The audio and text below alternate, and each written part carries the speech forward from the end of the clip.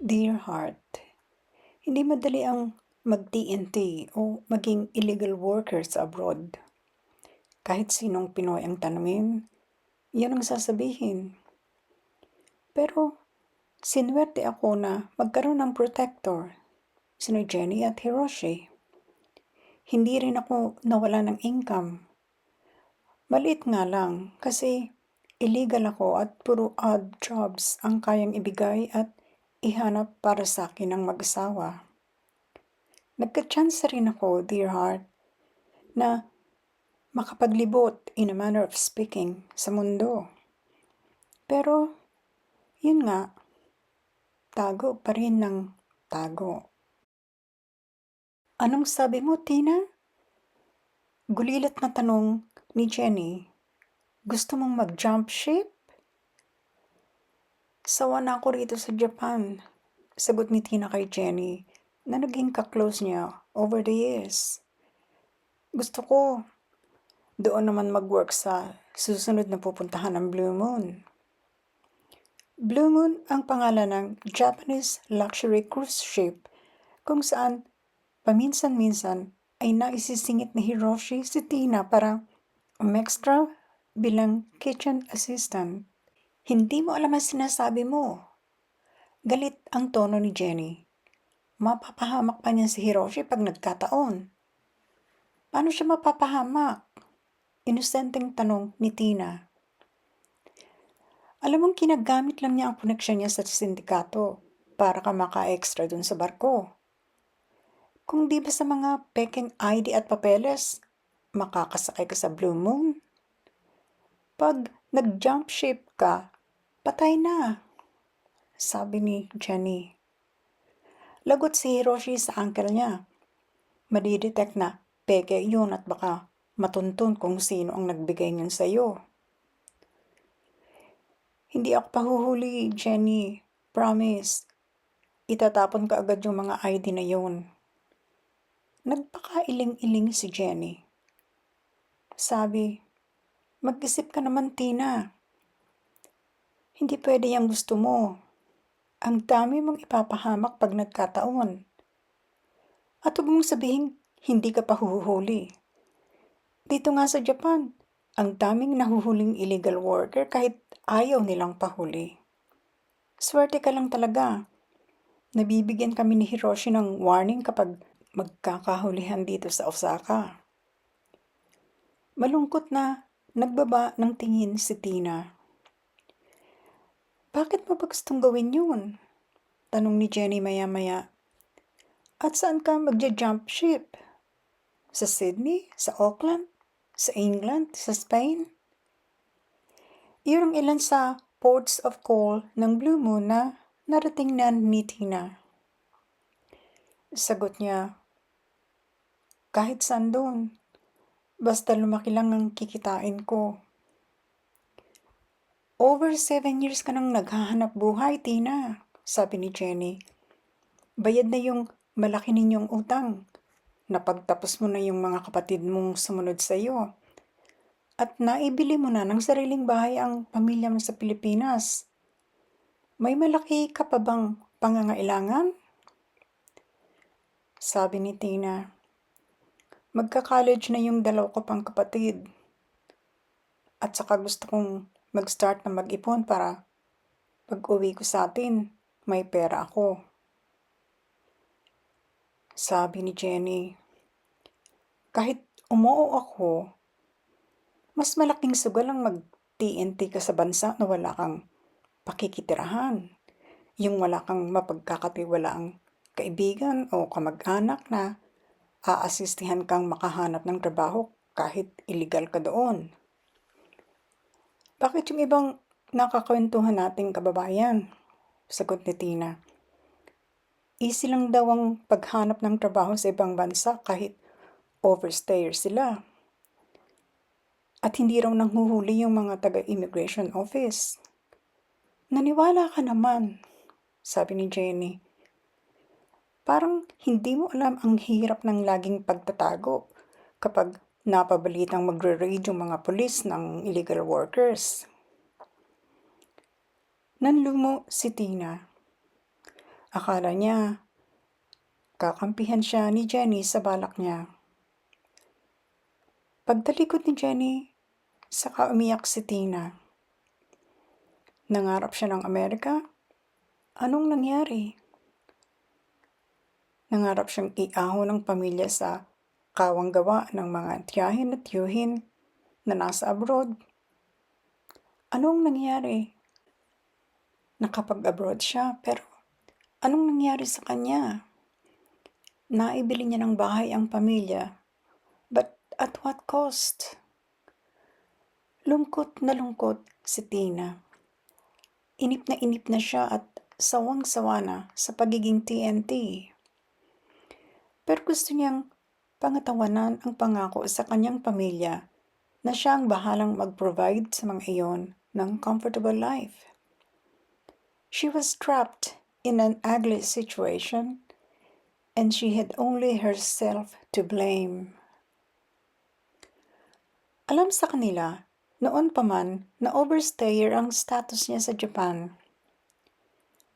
Kailan ka raw uuwi, ate? Bungad na tanong sa kanya ni Lani sa telepono. Miss na miss ka na namin talaga. Sina nanay at tatay laging nag-worry sa'yo, lalo pag dumaan ang isang buwan na di ka tumatawag. Sagot ni Tina, nagtitipid ako para maipadala ko lahat ang pera sa inyo. Makakaraos kami dito, ate, kahit mabawasan ang padala mo. At saka baka magkatrabaho na ako. E di makakatulong ako sa pang-tuition ng iba pa nating mga kapatid. Naiinip na nga ako rito, Lani. Sana man lang kung may boyfriend ako. Wala ba talagang magkamali sa'yo, ate? Tanong ni Lani. Sayang ang ganda mo. He, sabi ni Tina. Huwag mo akong bisitin ng ganyan, ha? Wala na ba yung pangarap mong makapunta sa Amerika? Tanong ng kapatid. Ewan ko ba, Lani? Parang nakalimutan ko na yun. Ay, biglang may naalala ang kapatid. Si Michelle nga pala. Nakita ko minsan sa mall. Oh, kumusta na siya? Tanong ni Tina. Hindi ko na inabutan. Palabas na kasi sila ng kasama niyang foreigner sa mall. Sagot ni Lani. Foreigner? As in, Amerikano? Tanong ni Tina. Ewan kung kano, ate. Nakaakbay kay Michelle na malaki na ang tiyan. Buntis si Michelle? Parang hindi makapaniwala si Tina. Malamang, sagot ni Lani. Asawa niya yung kasama. Ang saya-saya nga nila. Sweet na sweet. Na-curious talaga si Tina. Ang tanong niya, anong itsura ng foreigner? Matanda na ba? Pangit? Anong matanda? Sabi ni Lani. Hindi Iniisip mo ba yung inireto sa kanya noon ng ate niya na bad breath at nakikitira lang sa bahay ng nanay? Baka yun kasi ang nakatuluyan na, sabi ni Tina. Baka pinagtiyagaan na ni Michelle para makatuntong siya ng Amerika. Bata pa yung foreigner, ate. At gwapo. Sayang nga, hindi ko inabutan. Kung hindi, baka nagka-crush pa ako sa asawa ng classmate mo nang hindi oras. Natatawang sabi ni Lani. Pagtapos mag-usap ng magkapatid, sa halip na lumuwag ang loob ni Tina dahil okay lahat ang pamilya niya sa Pilipinas, ay hindi. Nalungkot pa siya dahil sa inggit. Si Michelle nakatagpo ng gwapong foreigner na tiyak na magdadala rito sa bansa niyon. Si Mary, nang huli niyang makausap sa phone, ang laki ng asenso. Assistant choreographer pa rin ito pero ng isa sa most sought after na choreographer ng MTV sa Canada. Immigrant ang status ni Mary at nakafile na ang petisyon nito para kunin doon ang mga magulang. Yun nga lang, isa na lang ang BF nito. Hindi na nakabalita si Tina ng tungkol kay Esperanza, buhat ng pakasalan ito ng gwapong Maltese. Basta ang chika ni Aling Dolor, wala nang time sa Esperanza dahil sunod-sunod ang anak niyon kay Gianni. Kaututang dila uli ng nanay niya na siyang nagkwento sa kanya, si Aling Dolor. Nasa subdivision uli ang huli. May tindahan at bakery at bumalik sa pagtatrabaho sa Saudi ang mister. Happy na rin kahit paano ang Aling Dolor pagkatapos ng masama nilang kapalaran sa Sicily. Siya na lang, sa totoo lang, ang mukhang walang pag-asang maging happy sa buhay. Pero sa isip-isip ni Tina, may illegal worker ba na lumigaya sa pagtatago ng tago lagi sa immigration police?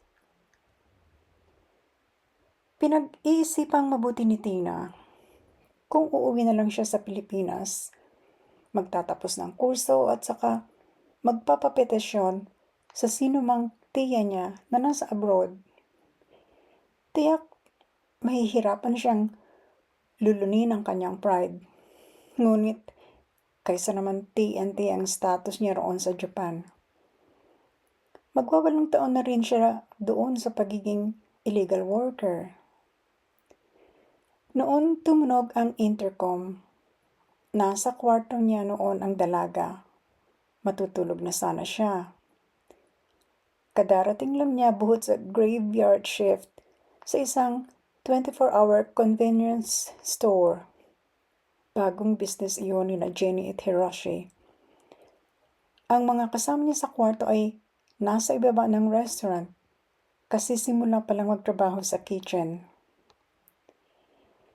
"Hello, Tina," sabi ni Jenny. "Gusto mo bang umextra sa cruise ship? Bukas ang alis papuntang Australia." Sabi ni Tina, 10 days pa bago umalis ang Blue Moon, hindi ba? "Ibang barko ito, Tina," sabi ni Jenny.